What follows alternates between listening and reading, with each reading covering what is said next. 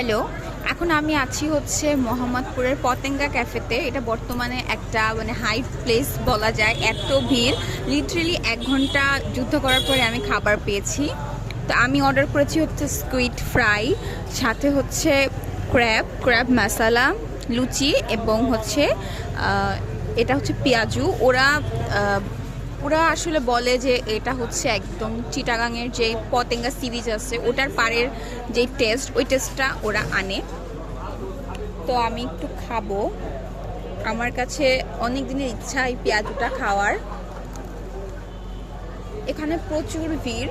এই ভিড়ের একটা কারণ হচ্ছে ওদের টেস্টটা খুবই অন্যরকম। সচরাচর আমরা যে রেস্টুরেন্টগুলোয় যাই, যে ধরনের খাবার খাই, ওরকম না।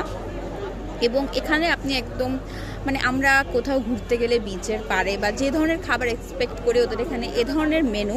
বিশেষ করে আমার সবচেয়ে মজা লেগেছে ওদের কালামারি ফ্রাইটা, একদমই অন্যভাবে তৈরি করে ওরা এবং খুবই মজার।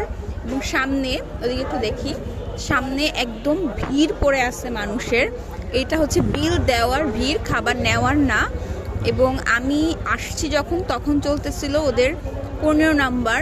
আমি টিকিটটা কাটতে কাটতে টোকেনটা নিতে নিতে 43 নাম্বার সিরিয়াল পড়ে গেছে। এখানে আপনার আসতে হলে একটু বিকেলের একটু আগে আগে আসতে হবে সিরিয়াল পেতে হলে, এত ভিড় এখানে। তো এই যে, থ্যাংক ইউ।